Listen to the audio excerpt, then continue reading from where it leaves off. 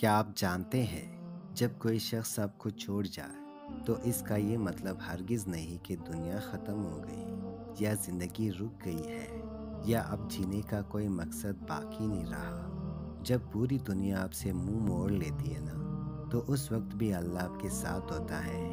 اس لیے یہ زندگی اپنے لیے نہیں، اللہ کے لیے جینی ہے۔ زندگی ختم نہیں ہوئی۔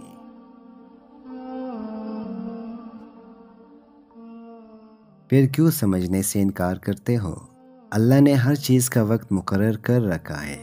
وہ جب کسی چیز کی حقیقت دکھا کر اسے آپ سے دور کرتا ہے تو اسی میں شکوہ کی کوئی گنجائش نہیں ہوتی، کیونکہ جب اللہ درد دیتا ہے تو تسکین بھی وہی دیتا ہے۔ تو پھر اسی سے مانگو، تسکین بھی، صبر بھی اور مدد بھی۔ تم رحمان کو رحیم پاؤ گے۔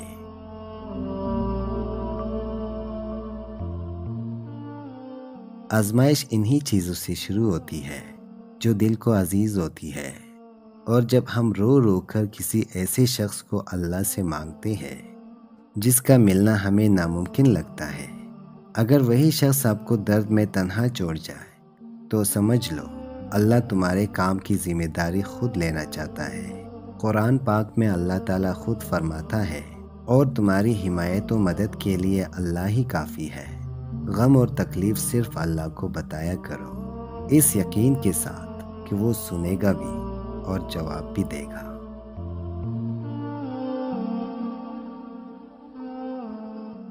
اگر اللہ تعالیٰ آپ سے کوئی چیز چھین لے تو بس اپنے رب پر بھروسہ رکھو اور صبر کرو۔ جب تم صبر کرو گے تو راستے خود تمہارا رب بنائے گا۔ اس نے فرمایا، وہ صبر کرنے والوں کے ساتھ ہے۔ جب رب ساتھ ہو تو اس سے بڑی خوشی، اس سے بڑا حوصلہ کیا ہو سکتا ہے؟ جب انسان کو لوگوں کے بجائے اپنے اللہ پر آنکھ بند کر کے بھروسہ کرتا ہے تو اللہ کبھی اسے مایوس نہیں کرتا، بلکہ لوگ خود اپنے اوپر ظلم کرتے ہیں۔ اپنے رب سے دوستی کر لو، یہی وہ ذات ہے جو تمہیں کبھی تنہا نہیں چھوڑتی۔ ہو سکتا ہے تم صرف ایک گلاب مانگ رہے ہو اور اللہ نے تمہارے نصیب میں پورا باغ لکھ رکھا ہو۔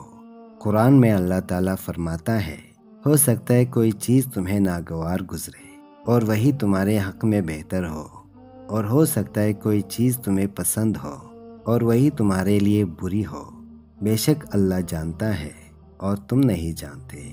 تو جب اللہ تعالیٰ آپ کی زندگی سے کوئی چیز یا کوئی شخص چھین لے تو بس اللہ پر یقین رکھو، کیونکہ ایک دن اللہ تعالیٰ آپ کو اس سے بھی بہتر چیز عطا کرے گا، اور یہ بات انسان نہیں جانتا۔ ہر معاملہ اللہ کے سپرد کر دو، اور جس معاملے کو اللہ کے حوالے کر دیا جائے اس پر بار بار سوچنا ایمان کی کمزوری ہے۔ جب تم اس کی چاہت کو اپنی چاہت بنا لیتے ہو تو وہ بھی تمہاری چاہت کے لیے کن فرما دیتا ہے۔ اگر میری بات دل کو لگی ہو تو کمنٹ میں ضرور بتائیے گا۔ دعاؤں میں یاد رکھیے گا۔ جزاک اللہ خیرن۔